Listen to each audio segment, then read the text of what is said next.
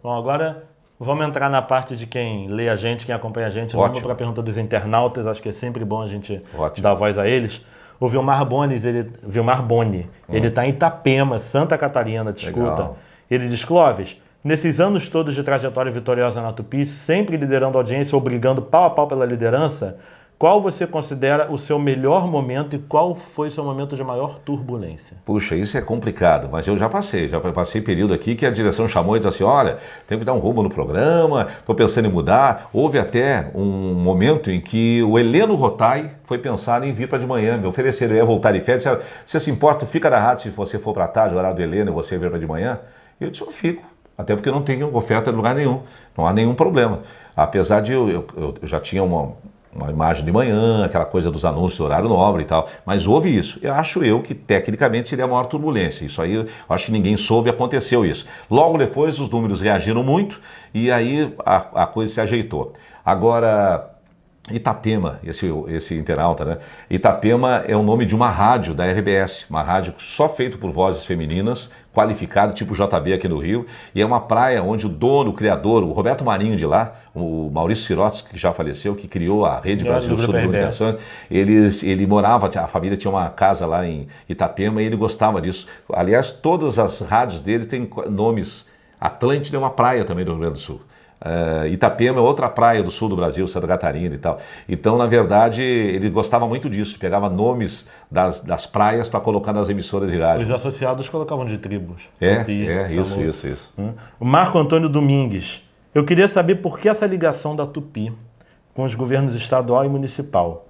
Ele cita assim, os debates do Barbosa só com gente do governo. Você, Clóvis, faz campanha pro Pezão, pro Eduardo Paes. Sendo amigo deles, você tem liberdade para criticar, se é necessário? Tem. Olha só, isso aí é uma coincidência. Primeiro, eu faço campanhas há muitos anos. Isso é marketing político, gente. É um mercado que existe. Se eu não fizer, uma outra pessoa vai fazer. Não quer dizer que eu seja obrigado a fazer. Eu faço porque é um mercado que paga muito bem e eu tenho que prover minha família. É muito curta a carreira da gente. Então é o seguinte, o que acontece? A Tupi, por que tem convidados do governo? Não é só a Tupi. Se você for no debate do canal, está lá a secretária, como é o nome daquela? Solange, não sei o quê. Tem quadro do Solange Amaral, é da Prefeitura do Rio de Janeiro.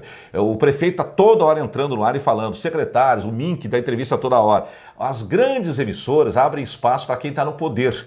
E aí o ouvinte tem que ter inteligência e saber o seguinte, por mais que a gente não goste ou desaprove o trabalho de quem está no poder, ele é a autoridade constituída. Ele tem que ser ouvido jornalisticamente. Né? Agora, daí a gostar ou não, é uma possibilidade do ouvinte tirar dali. Não gosta do cara, contesta o camarada.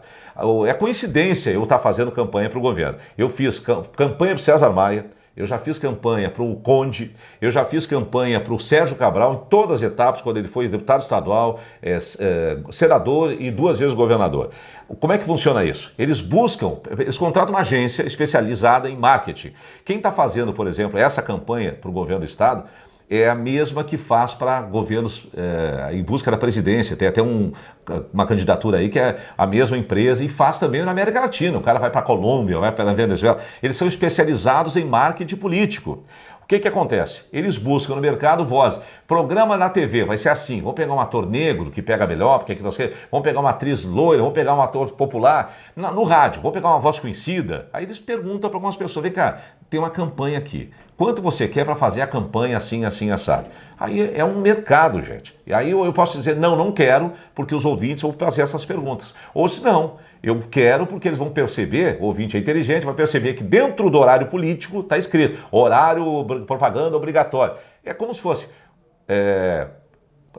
informe publicitário. Aquilo ali é uma coisa que eu estou sendo pago para dizer aquilo e para ler aquele texto. Tem um redator que escreve. Mesmo assim, em respeito, eles me perguntam assim, tá ok esse texto? Você pode ler isso aqui? Posso ler. Às vezes, assim, vendendo alguma coisa que a gente não tem certeza. Eles olha, vamos pôr outro locutor. Observe na propaganda que sempre tem outros locutores e outras pessoas. Tem coisas que eu não digo, que o outro locutor diz, porque eles acham que tem que preservar. Mais uma coisa, quando eu fizer no horário político propaganda de algum político, observe como eu falo deles fora da propaganda, que o Clóvis da rádio é diferente daquele. Quando o César Maia me contratou para fazer uma das campanhas dele, eu falei para ele o seguinte, ele tinha que dar uma entrevista, ele era prefeito, era candidato. Ele tinha que dar uma entrevista para mim. Aí eu disse assim, ô prefeito, eu vou ter que meter a porrada, porque senão o pessoal não vai entender. Eu estou sendo pago para falar da sua campanha. Aí fora do ar, eu não ganho para fora do ar e nem me venderia. Aquela opinião ali não tem como vender, a rádio não se vende. Aí ele diz, não, pode perguntar o que quiser, pelo contrário, pode meter pau mesmo. E a gente aí forçava mais do que o normal. Se a pessoa é mais atenta, no aniversário do meu programa, em maio, eu recebi várias pessoas, inclusive o Zé Carlos Araújo, lá no estúdio. E o governador apareceu lá. Eu fui quase mal educado, não sou mal educado porque eu acho que, por exemplo, sou contra o jeito que o Bonner faz pergunta para as pessoas que vão na mesa. Eu acho que tem que ser educado, pode perguntar, mas sem ser ríspido, sem fazer cena para quem está ouvindo. Até porque eu não sou inimigo do cara, quando fecho o microfone eu me despeço, eu tiro foto, eu não tenho nada contra o pesão. Ah, porque é ladrão e tudo, prova que é ladrão, a gente entra com impeachment, a lei existe no país, a legalidade está vigindo no país. E outra coisa, para quem não sabe, eu não sei se vou votar no pesão ainda. Eu já trabalhei com o Garotinho me encontrou na rua outro dia assim, aí, tô voltando, avisa lá o pessoal que eu sou bom com vocês, porque ele é radialista, ele quis brincar. Eu não sei em quem vou votar, vou decidir na hora. A campanha eu fiz recebendo, não vou falar aqui porque eu acho que eles não gostariam que eu dissesse o valor, mas vocês vão ver que é um bom valor, é um dinheiro bem valorizado e tal, e é profissional, mas... Se as pessoas continuam, de vez em quando ela é uma porrada, o cara é um absurdo, é vendido e tal. Eu não acho que seja vendido, é uma coisa profissional naquele horário. Mas se as pessoas acharem, se comprometesse a audiência, tanto que não compromete, porque justamente o resultado do Ibope veio junto com essa campanha e a população aprova, e eles percebem que no ar eu não fico deixando o pesão livre, nas minhas opiniões eles percebem isso. Então, na verdade, a grande maioria entende o que acontece. Mas se eu perceber... Os governos passam, gente, e nós ficamos. Então, o ouvinte é mais importante para mim do que o político. Então, eu prefiro cativar e respeitar as pessoas do que isso. Se um dia eu perceber que realmente as pessoas não aceitam que eu faça esse trabalho, eu vou perder esse dinheiro. Minha família vai perder esse dinheiro, que é lícito, que é dado com nota, sou contratado, mas deixarei ele fazer. Mas a maioria, pelo jeito, entende, nos dá liderança de audiência. Inclusive, o Atos Souto, ele fala se vale a pena vender alma ao diabo e se a ética que se dane, se segundo ele, e se é dinheiro na mão e quem é que perguntou? Atos Souto. Da onde que ele é? Ele é do Estácio. Tá, o Atos Souto pergunta o seguinte, fala bem claro isso aí, faz a pergunta do jeito que ele fez, vamos lá. Vale a pena vender a alma ao diabo? Cabral, Pezão? Isso. A ética que se dane é dinheiro na mão e cueca no chão? Esse cara é comunicador popular, cara. Esse cara eu queria na minha mesa, que é isso mesmo. Falando sério, você viu, eu chamei o Miguel até para mostrar isso aí, né? Eu acho que tem que usar isso. É isso que falta. Quando eu estou vendo uma coletiva ou alguém entrevistando uma autoridade, os jornalistas hoje não fazem essas perguntas, né? Ele foi criativo, foi inteligente, foi direto, dá para todo mundo entender. Então vamos lá, vamos por partes. Posso ver a pergunta? Pode ver. Vamos por partes aqui, querido Atos Souto, do Estácio, Rio de Janeiro. Pergunta ele, vale a pena vender a alma ao diabo? Eu não considero que vendi a alma ao diabo. Eu teria vendido se, quando terminasse a propaganda eleitoral, eu fosse ali e dissesse, olha gente, todo mundo sabe com quem eu estou, eu daria um jeito com inteligência de não ferir a lei eleitoral e dizer que eu estou com o cara. Não é verdade, nem sei se o candidato que eu estou fazendo propaganda é o melhor para o Rio de Janeiro. Você tem que avaliar o que eles fizeram até agora, o que é verdade que acusam eles, o que não é verdade. Eu não recomendaria. E digo mais para você não deve votar porque eu estou no programa. Pense bem de acordo com as suas conveniências, o que é bom, a sua impressão, você é uma pessoa inteligente. Outra coisa, quando eu anuncio, beba tal refrigerante, compre tal produto, não compre porque eu estou falando, eu estou ganhando para fazer isso. Eu ganho a propaganda. Só que são empresas legalizadas, que dão emprego, que pagam impostos, e eu preciso desse conjunto. A minha profissão é isso. Eu ganho da emissora de rádio, eu ganho para fazer palestra, eu ganho dos anunciantes, como o Faustão ganha, o Ratinho, a Xuxa, a Fátima Bernardes saiu do Jornal Nacional porque não podia fazer e está lá anunciando. Será que os produtos que ela anuncia são melhores que o que eu anuncio? Não sei. Mas a gente precisa disso, isso dá prosperidade para a vida da gente, e a hora que a gente perceber, se alguém disser que é crime, a gente para. Vamos lá, então essa foi a primeira. A alma do diabo. Não acho que você deve vender a alma do diabo porque está dentro da propaganda eleitoral. Fora a minha opinião. Aí pergunta assim, a alma do diabo, segundo ele, seria Cabral, Pezão. Até onde eu conheço o Pezão, ele parece ser um cara do bem. E outra coisa, vou dizer para você, apesar de toda a onda em cima do Cabral naquela época, até onde eu conheci, eu não vou botar a mão no fogo. Porque o cara, eu, por exemplo, me chamaram para ser candidato, eu não vou. Tem muita gente que acha que eu devia ir. E eu ganharia uma certa prosperidade mais rápida e tal, porque é uma máquina de ganhar dinheiro. Todo mundo que eu conheço que entrou para a política fica rico rápido, eu não sei como. Se o salário que eles ganham é menos que ganham na rádio aqui. Eu tenho colegas que ganham 50 mil por mês aqui na rádio. E o cara está tentando ser candidato para ganhar 26. Eu não consigo entender, mas eu respeito os caras, tá? Olha aqui, ó. A ética que se dane, não. nos horários em que a Cida, a rádio e o Clóvis Monteiro, na verdade, é a minha opinião, a opinião da rádio. Então, não se dane a ética, não. Tá, gente? Tanto que eu estou dizendo para vocês, eu estou ganhando dinheiro lá. Você deve votar em que você acha melhor. É dinheiro na mão e cueca no chão? Não. Não é porque eu sou gaúcho que vai ficar espalhando isso aí, Atos.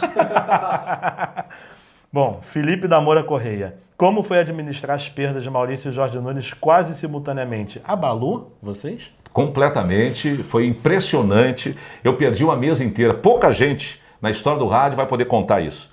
Né? Que de repente eu perdi o nosso querido Maurício Menezes, o Mr. MM, que era fundamental no formato da rádio, do programa, mas ele foi ser diretor da Globo, ganhar o programa dele e ele merece. Né? E também o nosso Jorginho, aí sim, foi terrível para a família dele, para a esposa, para os filhos. Foi um grande momento que ele vivia, o rádio perdeu, a TV perdeu. Né? Então, na verdade, foi uma perda impactante. A gente demorou para se recuperar, mas graças a essa fantástica emissora que acolhe talentos e reconhece talentos. Aliás, deixa eu falar uma coisa, gente. Eu não sei o que as pessoas pensam assim, mas como é que pode? Cara, como é que a Tupi chega a esses resultados e consolida? Gente, além de quem aparece, tem quem não aparece que sabe regular, controlar, produzir, criar. Nós temos uma direção artística aqui impressionante. O Ricardo Henrique já trabalhou na Transamérica, colocou a Transamérica em rede, tem um trabalho muito bacana. Na JB, na Rádio Cidade, ele liderou, botou a rádio na liderança na primeira vez, foi para São Paulo, quando voltou, tornou botar a rádio na liderança. Então não é à toa, é trabalho. E o Marcos Giacomo é um cara que veio comigo do Sul, foi meu produtor, depois foi guindado à condição de diretor da rádio e é um talento no dia a dia. Então essas pessoas fazem a rádio se consolidar independente de nomes. Sabe reconhecer talento e manter talentos. É uma sintonia fina o tempo todo. É impressionante, tem um valor muito grande isso. Jorge Antônio Rocha Caiate. Clóvis, diga 3 medidas urgentes para salvar o seu querido Botafogo, a caneca do Botafogo, inclusive. Um grande clube, mereceu uma situação muito melhor por todos os craques de sua história gloriosa. Tem alguma coisa para salvar o Botafogo? Pois é, aí teria que pensar no futebol como um todo. E o Botafogo tem uma coisa em particular, parece que está tudo errado. A gente está gravando essa entrevista um dia depois do Botafogo perder no Maracanã na Copa do Brasil para o Santos. Eu estava vendo o jogo. O Botafogo conseguiu perder o melhor cara do ataque e o goleiro que é da seleção. Assim, do nada. O cara machucou o dedinho, o mindinho. Onde seria isso? Só no Botafogo. O Jefferson saiu. E o Sheik também. Aí fica sem o goleiro, a referência na defesa, e o Sheik. E aí toma 3 gols. E aí vai buscar o resultado, consegue fazer mais 2. E aí vai para o segundo jogo dessa maneira. Então é tudo complicado com o Botafogo. Quando o Botafogo estava se organizando com o Maurício Assunção, que eu acho um bom presidente, sério e tal... com estádio, né? A torcida orgulhosa, o Botafogo tem estádio, os outros não têm, só o Vasco e papapá. Aí tem que reformar. Tira o Botafogo do estádio, perde todo o dinheiro do investimento dos patrocinadores, camarotes, torcida, e aí entra um problema com a justiça, bloqueia os bens do Botafogo, 7 meses o jogador sem receber o dinheiro grosso, grande, e da carteira 3 meses. Quer dizer, acontece muita coisa com o Fogão, que tem uma marca poderosa. Eu acho que tem que continuar perseverando mesmo, né? Tentar um acordo aí com o governo federal, liberar dinheiro. O patrocinador do Botafogo é tão bom que o Flamengo foi lá atrás e pegou também um pedacinho, que é esse refrigerante, esse chá, como é que chama? Tem na camisa, Guaraviton, né? E que ajuda. Então tem dinheiro lá, só que está bloqueado pela justiça e não pode usar. Tem direito de televisão, mais de 40 milhões por ano, dá para fazer um bom time. É questão de tempo, mas eu fico preocupado com o Botafogo. Tem coisas que só acontecem com o Botafogo. Só, olha só. O Márcio Gomes, que não é o jornalista da TV Globo, gostaria de saber se você consegue manter sempre esse otimismo e positivismo e como era trabalhar ao lado do comentarista do Povo. Olha só, primeiro, quando eu acordo, desperto o telefone, o telefone não, o despertador, 4 horas da manhã. Eu moro na Barra da Tijuca e demora assim uns 40 minutos, meia hora, porque não tem trânsito de madrugada, mas tem a distância. O meu trajeto é linha amarela e tal, aí venho para São Cristóvão. Quando desperta o relógio, eu fico mal-humorado porque eu gosto de dormir e eu não consigo dormir cedo. Eu vejo filmes, à noite é a hora que eu convivo com meus filhos, janto junto, faço questão disso, vou dormir 11h30, meia-noite, quando tem jogo, meia-noite e pouco, para acordar às 4, todo dia, já acordo devendo sono.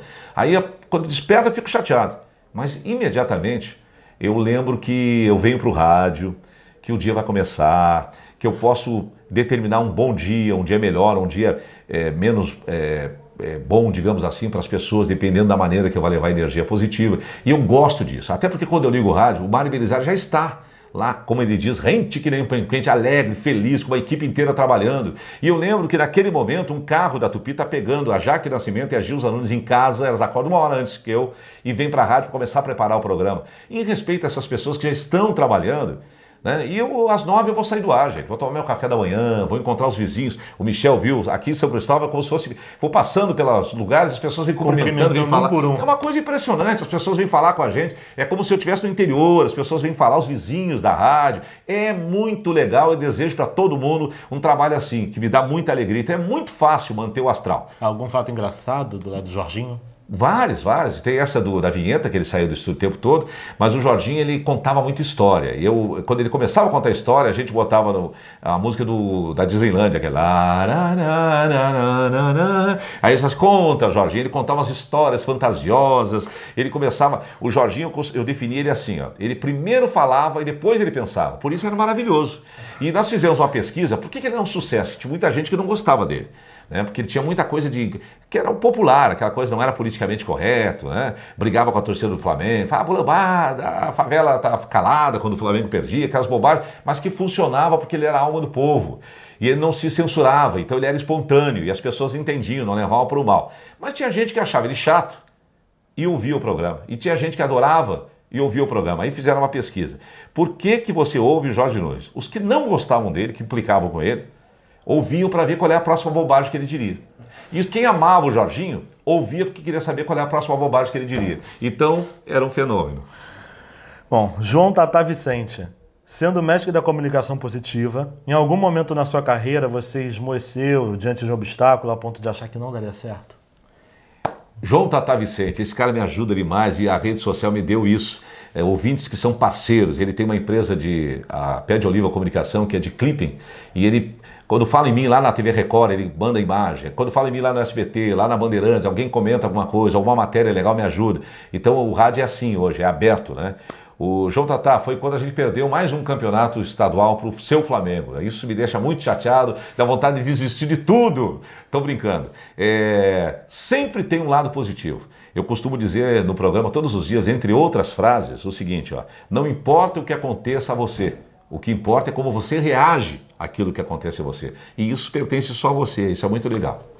A Fabiana Azevedo pergunta como surgiu os Hortes, ouvinte e repórter Tupi. Um dia caiu o céu no Rio de Janeiro, choveu, eu estava no dia anterior preso na lagoa, não andava nada. E aí o Luiz Ribeiro começou a ouvir as pessoas e todo mundo se oferecendo e vinha voluntários para a Rádio Tupi e não funcionava nada e as pessoas ajudando umas às outras. Eu cheguei no outro dia, a ordem era essa mesmo, continuar focando na cidade. E como as pessoas tinham dormido em postos de gasolina, né, em lugares assim que não podiam voltar para casa, estava toda alagada a cidade, as pessoas com o resto de bateria que tinham nos seus celulares começaram a ligar para a rádio. A Rádio Tupi sempre cresce nas crises do Rio, há uma identidade muito grande com o povo.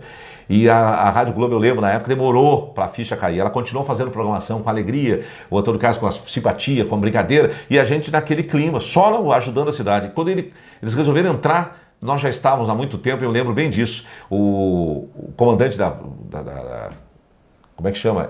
Defesa Civil, tinha entrado tantas vezes, da noite anterior até de manhã no nosso programa, que quando a Globo entrevistou ele errou e chamou de Tupi. Disse, um bom dia mais uma vez para a família Tupi. Desculpa, porque a gente já estava fazendo isso há muito tempo. E daquele dia em diante, os ouvintes que ligaram para passar informação, a enchente passou, graças a Deus, a cidade andou para frente e eles continuaram ligando, dizendo o trânsito e tal. E aí a gente resolveu criar o Ouvinte Repórter Tupi. Então, eu vou dizer um detalhe para vocês que nos dá muito orgulho. A gente, de manhã, os ouvintes entram em todos os lugares. Por que eles são geniais? Mesmo que eu tivesse um batalhão de 1000 repórteres para mandar para a rua, eu não saberia para onde mandar, que eu não sei onde vai acontecer o acidente. Mas a audiência da rádio é tão flagrante que onde tem um acidente tem alguém ouvindo a rádio. Aí eles ligam e entram na hora no ar. Depois o jornalismo vai atrás. Outro dia, a Ana Carolina Raimundi, que é da TV Globo, ligou para o Caio Alex, dizendo, Caio, o pessoal não entendeu direito o telefone. Onde que está o acidente? A TV Globo está mandando helicóptero baseada nas informações do Ouvinte Repórter Tupi. Isso é muito bacana.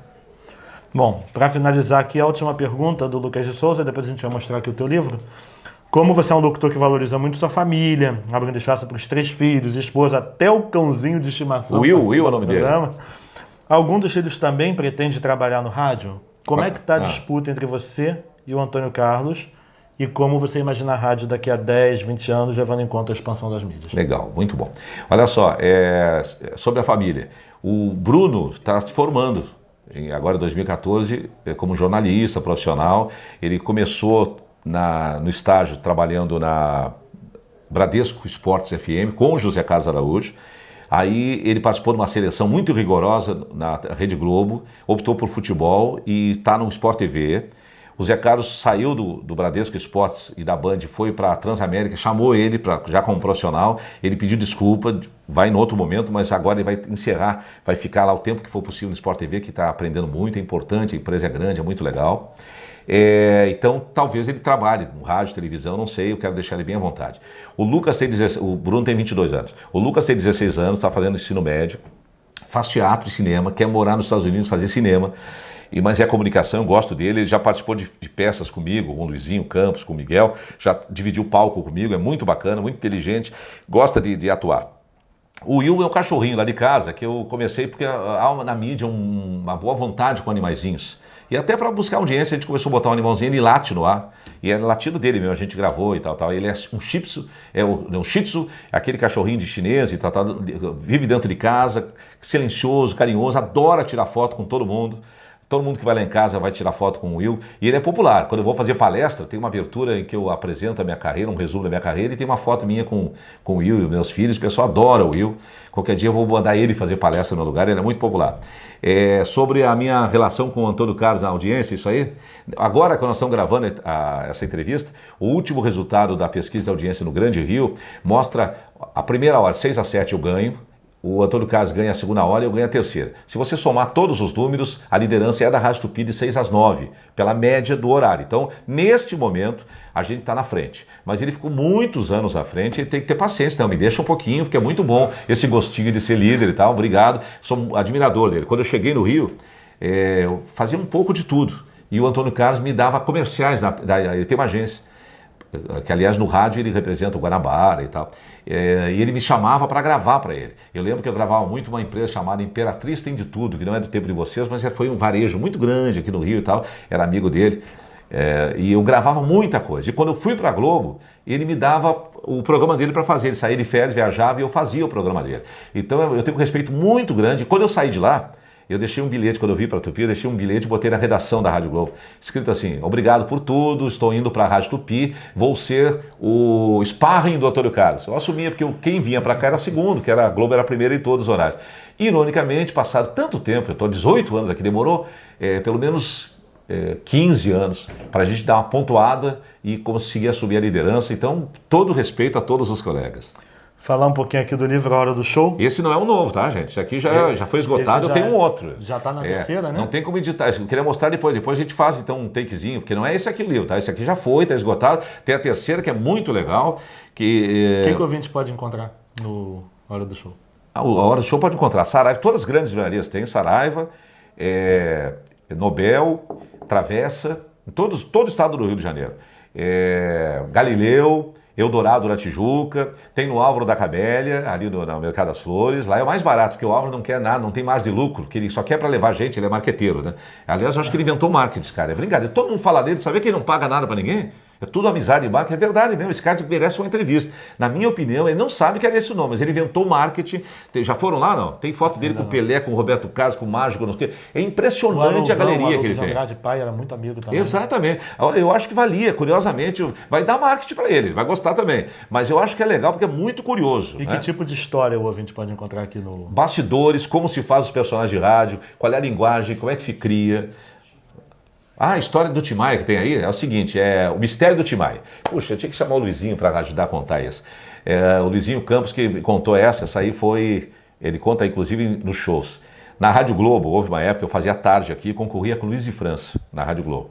Era pau a pau mesmo, né? E aí a gente, na época, o rádio dava o resultado do Jogo do Bicho. Depois, contravenção e tudo proibido. Isso não tem, hoje não faz mais isso. Mas houve um tempo que o rádio dava o resultado do Jogo do Bicho. Aí, 2h30, eu dava o resultado e eu tinha um personagem feito pelo Coelho Lima da Patrulha, que não era ainda da Patrulha, era só radioator, que era o... não vou lembrar. Mas tudo bem, ele fazia um caipira, Zé Grilo.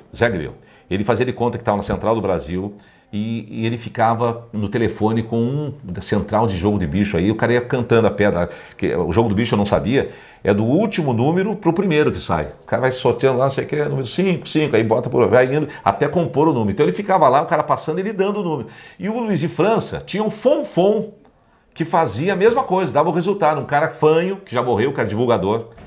O que acontece? O fonfon ficou famoso na Rádio Globo por dar o resultado. E antes de trabalhar na Rádio Globo, ele era divulgador do Tim Maia. O que aconteceu? Lembra que o Tim Maia, saudoso Tim Maia, tinha fama de não ir a show? Cadê o Tim Maia? Não apareceu de novo, chegou atrasado. Contam as más línguas que quem fazia os contatos era o fonfon. Fonfon é fanho. Então ele contratava o show e passava a agenda para o Tim Maia. Escreve aí que ele não está entendendo a comunicação de você. Olha aqui, pega ali e escreve que ele não está entendendo o que você quer falar. Olha só. Aí o Tim Maia chegava pro Fonfon. Onde é que tem show, Fonfon? Aí o Fonfon passava... ao lado no Anirão, ali em e vai lá. Não levou, vai para aula do Salgueiro. Aí ele não entendia, até o Tim Maia entender a porra do recado do Fonfon, ele não conseguia chegar, ou não chegava no lugar do show, ou chegava atrasado no lugar do show. O mistério do Tim Maia, se atrasar e não aparecer, era o divulgador dele, que era o Fonfon. Isso está no livro, a história foi contada pelo Luizinho, ele conta das palestras, nos shows da gente. O Fonfon foi divulgador, largou para ser apresentador do resultado do Jogo do Bicho na Rádio Globo, no programa do Luiz de França. Ele já faleceu, morava em São Gonçalo, era Jorge alguma coisa o nome dele, conhecido como Fonfon. Tá explicado. E tá em cartaz no teatro? Olha só... Vai entrar em cartaz? Não, a vida é uma piada, é chamado assim, é contratado, por exemplo, a gente teve em Niterói numa mini temporada, dia 11 de outubro nós vamos estar às 8 da noite no Teatro de Caxias, aquele teatro da praça lá de Caxias, bonito, feito pelo Oscar Niemeyer, né? Nós estamos gravando essa entrevista no dia 2, então dia 11, se você estiver vendo depois do dia 11 de outubro, já foi, né? E a gente faz em vários teatros, Zona Sul, Barra, mas isso aí é atendendo o convite do pessoal. Ah, sim. Eu queria que você contasse a história o dia que a Copa do Mundo foi no Catumbi. Catumbi. Eu cheguei no Rio de Janeiro, a primeira rádio que eu trabalhei não tinha mesa de som, era uma zona, Tropical FM, não existe mais. Armando Campos era o dono da rádio, ele ganhou, na época da ditadura, essa rádio, ele era da Agência Nacional, fazia Voz do Brasil, aquelas coisas, e um presidente daqueles deu para ele um canal de rádio, que é São Gonçalo, Rádio Master. E de lá ele passou para cá como vários, a Manchete é de São Gonçalo, é de Niterói, a Rádio Cidade, e aí eles botavam a antena lá e o estúdio aqui para vender para o Rio de Janeiro. Aí veio para a Praça Tiradentes, uma rádiozinha, tocava, era uma rádio normal, comum. Eu cheguei no Rio e ele me contratou. Eu fazia um programa chamado São Balanço Tropical, de 5 da manhã até as 7. Depois vinha a Mônica Sampaio, fazia um programa pop, tinha o DJ Batata, o DJ Malboro, uma série de pessoas, a MC Áurea. E a gente fazia um programa normal e tal. Até a rádio descobrir o filão do pagode. E a rádio enriqueceu. Almir Neto, Jovelina Pérola Negra, saudosa, o Zeca Pagodinho, todas pessoas assim, remediadas que ganharam fama e fortuna pela rádio do pagode. Aí o Armando Campos resolveu fazer uma Copa do Mundo. Copa do Mundo não tem nada a ver com futebol, com o que quis fazer, porque quis que ele era maluco, dono da rádio, ele fazia o que ele queria. Aí resolveu fazer a Copa do Mundo. E nessa época eu ajudava ele a coordenar a rádio.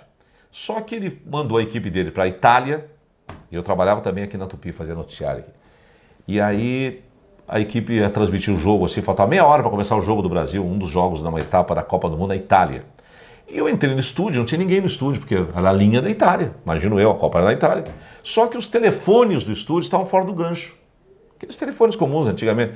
Telefone fora do gancho. Eu ali, sem nada para fazer, não tinha nem operador, ninguém, e a transmissão comendo solta, direto da Itália. Fui lá e quis ajudar, botei todos no gancho. Cortou a híbrida. Derrubei tudo, porque na verdade eu estava na casa do Armando, no Catumbi, ao lado do cemitério, olhando pela televisão, mentindo que estava na Itália. E ele podia ter contado para mim, não teria acontecido isso. Eu era coordenador dele, de confiança e tal. Ele quis dar uma de bom, vendeu propaganda e dizendo que estava na Itália. Não estava na casa, no apartamento dele e da esposa, ali ao lado do cemitério do Catumbi, no apartamentinho, fazendo por telefone e vendo televisão. Eu derrubei. Foi esse ano, 86, acho que foi, a Copa do Mundo. Itália, que eu descobri que não era na Itália, era no Catumbi, a Copa do Mundo do Armando Campos, da Tropical. Tá certo, Clóvis. Queria mais uma vez agradecer ter falado aqui com a gente, respondido aos nossos ouvintes.